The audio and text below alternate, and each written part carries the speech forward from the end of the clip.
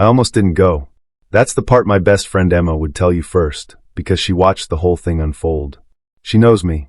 She knows I'd rather spend a Saturday afternoon buried in spreadsheets at my downtown office than sit across from a stranger and pretend I believe in second chances. They call me married to my work, like it's some tragedy, like I'm secretly lonely. The truth is, I've always liked control. The kind that comes with quarterly targets and client presentations. The kind that never disappoints you at the altar. But when my phone rang on Tuesday night and Dad's voice came through, careful and hopeful. Sarah, honey, just trust me on this one. Saturday, 2 p.m., Brew and Bean on Michigan Avenue. I knew I was in trouble. Not because I wanted it, because he needed it for me. My father has this habit of treating my single life like a wound that needs healing. Like if he just pushes gently enough, he can fix what Jason broke 3 years ago and then finally stop worrying. He's pulled stunts before. One time he invited his dentist's nephew to our Sunday dinner, and I got stuck listening to cryptocurrency investment strategies for 2 hours while Dad beamed like a matchmaker. I still cringe when Emma brings it up. So when he said, he's a paramedic. Really good guy. You'll like him. I stared at my laptop screen and closed my eyes. Fine, I said, my voice flat. But if this is another crypto bro situation, you're doing my taxes for free next year. Dad laughed, that relieved sound that meant too much, and promised this was different. His promise felt suspiciously vague. Saturday came too fast. I was in my Lincoln Park apartment, halfway through the Henderson campaign deck that was due Monday. Coffee going cold on my desk. Spreadsheets glowing on my screen. My phone alarm went off at 1:15, the one Emma had labeled, "Don't you dare bail." And I stared at the ceiling. I could still cancel, claim a work emergency, pretend the client called in a panic. Nobody would be shocked. Dad might even believe me. But something in me didn't want to see that look on his face again. The worried one. The one that appeared after Mom died 5 years ago. The one that deepened after Jason left me 3 weeks before our wedding. The look that said I was still broken, still hiding, still letting fear make my decisions. So I changed out of my sweats into dark jeans, a cream sweater, and the leather jacket that made me feel like I had armor. I checked the time, 1:35. I grabbed my keys, my phone, my carefully constructed walls, and headed for the door. My reflection in the hallway mirror showed a woman who looked put together, professional, ready. What it didn't show was the part of me that was terrified. The part that knew 1 hour at a coffee shop could be the beginning of something I wasn't prepared to feel again. I stood in front of my closet for 20 minutes that morning, pulling out options like I was preparing for a client pitch. Black blazer, too formal. Floral dress, trying too hard. Everything felt like a costume for a role I didn't want to play. I kept thinking about the last setup Dad orchestrated, the divorced accountant who spent 90 minutes lamenting his ex-wife's spending habits while I nodded and calculated how many more minutes until I could escape. Dad had been so hopeful that night too, calling the next morning to ask how it went, and I'd lied through my teeth to spare his feelings. My Honda Accord crawled through Saturday afternoon traffic toward the loop. I rehearsed exit lines at every red light. This was lovely, but I have an early morning tomorrow. My client just texted, emergency situation. I think my parking meter is about to expire. Each one sounded more desperate than the last. Brew and Bean sat on a corner of Michigan Avenue, all exposed brick and industrial windows. I arrived at 1:55, ordered an oat milk latte I didn't want, and claimed a table by the window. Outside, couples strolled past holding hands, laughing at private jokes. The barista called my name, and I wrapped both hands around the warm cup like it could steady me. 2 o'clock came and went. Then 2:05. I watched the door, recognizing the old familiar disappointment settling into my chest like an unwelcome guest.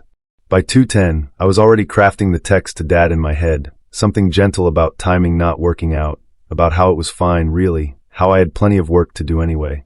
My finger hovered over my phone screen. That's when the door opened. A man rushed in at 2:12, slightly breathless, scanning the room with purpose. He wore dark jeans and a navy jacket, but I caught the edge of his paramedic uniform underneath, the blue fabric visible at his collar. His dark hair was messy, like he'd run his hands through it too many times, and when his hazel eyes found mine, something in my chest tightened unexpectedly. "Sarah?" He crossed the cafe in quick strides. "I'm so sorry. There was a traffic accident on the Kennedy, 3-car pileup. I had to stop and help until backup arrived." He said it matter-of-factly, like of course he'd stopped, like there was never another option. I blinked, my prepared disappointment evaporating. You were helping at an accident? Yeah. He pulled out the chair across from me, then hesitated. Can I? Or have I already blown this? Sit. The word came out before I could stop it. He did, shrugging off his jacket. His build was athletic, but not showy, the kind that came from carrying people instead of obsessing over mirrors. Tired lines creased the corners of his eyes, but his smile was genuine, almost apologetic. Nothing about him screamed corporate ambition or calculated charm. Nothing about him reminded me of Jason. Your dad showed me your picture, he said, a little sheepish. He also told me you're terrifying in boardrooms. Gave me this whole speech about how you closed some major campaign deal last quarter. He tilted his head, studying me. You don't look terrifying right now. I laughed. Actually laughed. It surprised us both. Give me a PowerPoint presentation in 45 minutes, I said. You'll change your mind. His smile widened. Deal. But only if you let me buy you another latte first. That one looks cold. 2 hours disappeared. I didn't notice until the barista started wiping down tables around us, the afternoon crowd thinning into early evening. My latte had gone cold somewhere around hour 1, forgotten completely as Michael told me about his brother. Danny was Army, he said, turning his cup in slow circles. He died in Afghanistan when I was 22. IED. I couldn't save him, couldn't even be there. So I became a paramedic. Figured if I couldn't save my brother, at least I could save someone else's. The rawness in his voice cracked something open in me. My mom died 5 years ago. Heart attack, completely sudden. One day she was there, the next. I traced the rim of my cup. Work became easier than feeling it. Still is most days. Michael's eyes met mine, and I saw recognition there. Understanding without pity. You carry people with you, he said quietly. I get that. I carry my brother every shift. We sat with that for a moment, the kind of silence that didn't need filling. Your dad talks about you constantly at the gym, Michael said eventually, lighter now. Smith's apparently my neighbor's workout buddy. 3 weeks of hearing about his brilliant daughter who works too hard, and then he cornered me by the free weights. That sounds like Dad. I smiled despite myself. Why'd you say yes? He said you deserved someone who wouldn't give up on you. Michael shrugged. That got my attention. At 4:30, we stood outside on Michigan Avenue, Chicago's golden hour, painting everything warm. Michael's phone buzzed with a shift notification. I should go, he said. Yeah. I adjusted my jacket, my walls rebuilding by instinct. This was nice. He waited, like he expected something more. When I didn't offer my number, something flickered across his face. Disappointment, maybe, or understanding. Nice meeting you, Sarah. I watched him walk away, already second-guessing everything. Sunday blurred into Monday. I sat through client presentations without hearing half of what was said, nodding at appropriate moments while my mind replayed Saturday afternoon. The way Michael's laugh had caught me off guard, warm and unguarded. How he'd listened without interrupting, without trying to fix anything, just letting me talk about Mom like she was still someone worth remembering. Emma called Sunday night. So, how was the dad-approved blind date? It was fine, I said too quickly. Fine. She knew me too well. Sarah Montgomery doesn't lose 3 hours on fine. It was fine, I repeated and changed the subject. Monday night, my phone buzzed while I was reviewing the Henderson deck for the 100th time. Dad's name lit up the screen with a text. Michael asked for your number. Can I give it to him? I stared at those words for 20 minutes. My laptop dimmed to black. Outside my window, Chicago's lights blurred into watercolor streaks. Every rational part of me screamed to say no, to protect myself, to keep things simple and safe and controlled.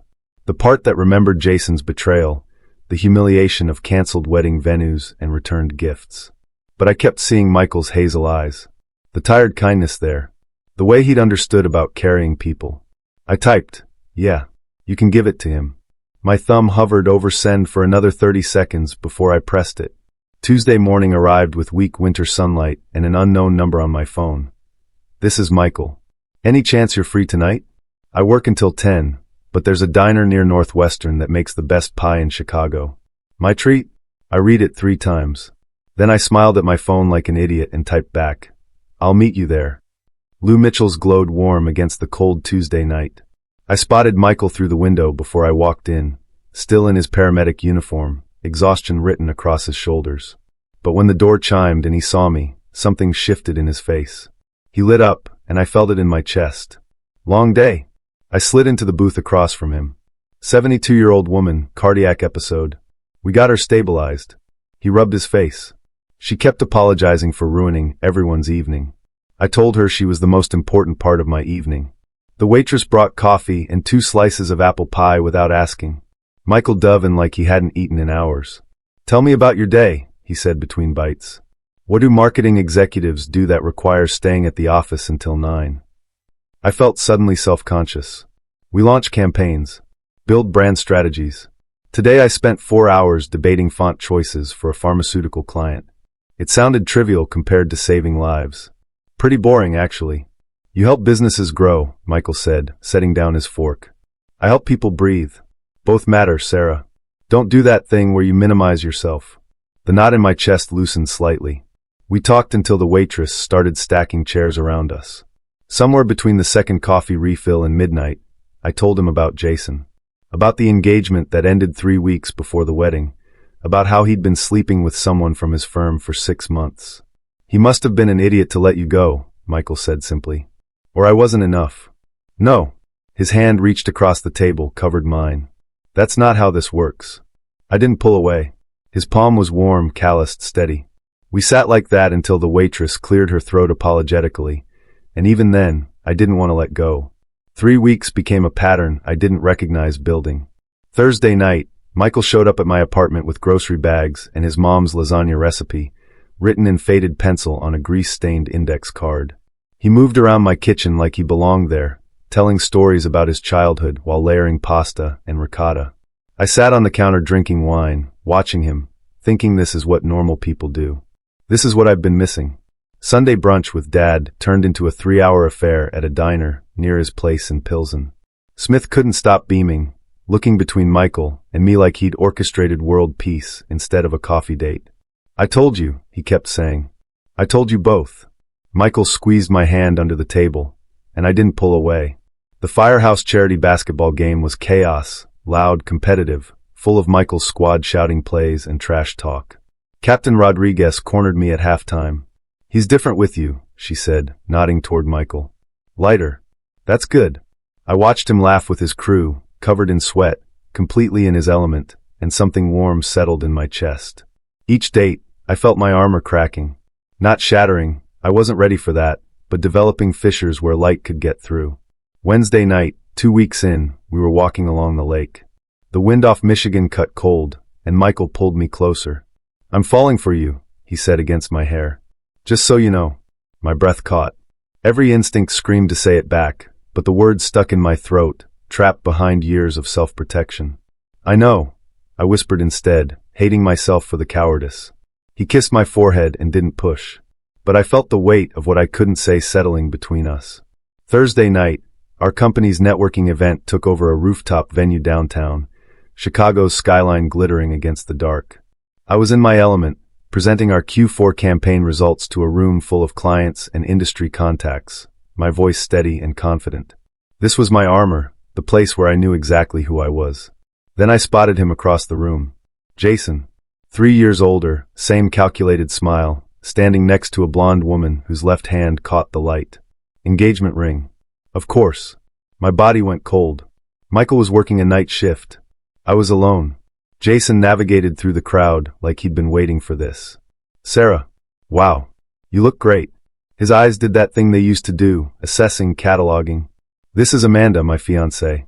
We're getting married in June. Congratulations, I managed. You're still here, he said, gesturing around. Still climbing that corporate ladder. Still married to your career, I see. He said it lightly like a joke, but I heard the dig underneath. The same criticism he'd used to justify everything. Amanda laughed, oblivious. My chest tightened, air suddenly hard to find. The room tilted slightly. Excuse me, I said, and walked toward the bathroom on legs that didn't feel attached to my body. Inside the marble-tiled sanctuary, I locked the stall door and pressed my back against it. My hands shook pulling out my phone. I typed, "Can you call me?" It rang before I finished taking a breath. Sarah? What's wrong? Michael's voice cut through the static in my head. I'm fine. You're working. I shouldn't have. Tell me what happened. So I did. And he listened, and somehow, 3 miles away in an ambulance between calls, he made me remember how to breathe. 30 minutes later, I heard footsteps behind me on the rooftop. The event had moved inside, the December cold driving everyone to the heated lounge. I'd stayed out here, leaning against the safety barrier, watching Chicago's lights blur through unshed tears. Michael appeared beside me, still in his paramedic uniform, hair disheveled from his shift. He didn't say anything at first, just stood there, close enough that our shoulders almost touched. "Talk to me," he finally said. Everything I'd been holding back came pouring out. "What if I'm not built for this? What if I let you in and you realize I'm too damaged, too career-focused, too?" My voice cracked. Jason said I chose work over him. That I was cold, unavailable. What if he was right? What if I can't be what you need? "Stop." Michael turned to face me fully. "Sarah, look at me." I did. His hazel eyes were fierce in the dim light. He took both my hands, held them between us like an anchor. "I'm not Jason. I don't want you to be less ambitious. I don't want you to shrink yourself or apologize for caring about your career. That fire in you, that drive, that's part of why I'm falling for you." His thumbs traced circles on my palms. "I see you. All of you. The Sarah who closes million-dollar deals, and the Sarah who can't say certain words yet because she's terrified. The woman who deflects her best friend's questions, and the woman who held my hand in a diner at midnight. I see all of it, and I want this." "Michael, I'm not going anywhere," he said. "Not unless you tell me to. But you need to believe that." The city lights reflected in his eyes, and I realized I was still holding my breath. We ended up at my apartment, the 20-minute drive silent, except for Michael's hand wrapped around mine. Inside, I poured 2 glasses of wine neither of us touched, and finally told him everything. Not the sanitized version I'd given him at the diner, but the whole ugly truth. Jason was sleeping with someone from his firm for 6 months before I found out. When I confronted him, he said I drove him to it. That I was cold and unavailable, that I chose spreadsheets over intimacy. My voice shook. He made me believe it was my fault. That if I'd just been warmer, softer, less focused on work. "Stop," Michael said quietly. "Sarah, you're not cold. You're careful. There's a difference. You protect yourself because someone you trusted broke that trust. That doesn't make you broken. It makes you human. I've been terrified you'd see the same flaws he did. I don't see flaws." He moved closer. "I see someone brave enough to show up even when she's scared. Someone who texts me at midnight because she knows I'll answer. That's not cold. That's trust, and it takes courage." Something inside me cracked open. "I don't want you to go," I whispered. My voice broke. "I want to try. Really try. Not just dating, but actually letting you in." "Then let's try." Michael's hand cupped my face. "No rush. No pressure. Just us figuring this out together." He kissed me then, slow and vulnerable and nothing like any kiss before. It felt like permission, like coming home. When we pulled apart, I kept my eyes closed. "I think I'm falling for you," I whispered against his lips. "I know I'm falling for you," he said back, and kissed me again. Sunday morning light filtered through my bedroom curtains. Michael was already in the kitchen, attempting breakfast. The smoke alarm went off twice before I stumbled out in his old fire department t-shirt, finding him waving a dish towel at blackened eggs. "Paramedic, not a chef," he said sheepishly. I laughed, actually laughed, and ordered us delivery instead. We ate bagels on my couch, his arm around my shoulders, planning to visit Dad and tell him his matchmaking had worked. My phone buzzed on the coffee table. Jason's name appeared. "Good seeing you last night." I picked it up, read it once, and deleted it without responding. When I looked up, Michael was watching me. "I'm done looking back," I said. He kissed my temple. "Good." We drove to Dad's house in the suburbs, Michael's hand resting on my knee the whole way. When Dad opened the door and saw us standing there together, our fingers intertwined, his eyes went bright with tears. "About time," he said, voice thick, pulling us both into a hug. His kitchen smelled like coffee and cinnamon rolls, the Sunday ritual I'd grown up with. I leaned against the counter, watching Michael and Dad joke around like they'd known each other for years, their laughter filling the space where moms used to be. Dad caught my eye across the kitchen and smiled, that knowing smile that said he'd seen this coming all along. I almost canceled. I almost let fear make my decisions. But my dad saw something I couldn't, that I was ready, even when I didn't believe it. Michael wasn't just a blind date arranged by a worried father. He was the beginning of learning to trust again, of letting someone see the real me, walls down, heart open, and maybe, just maybe, the rest of my life.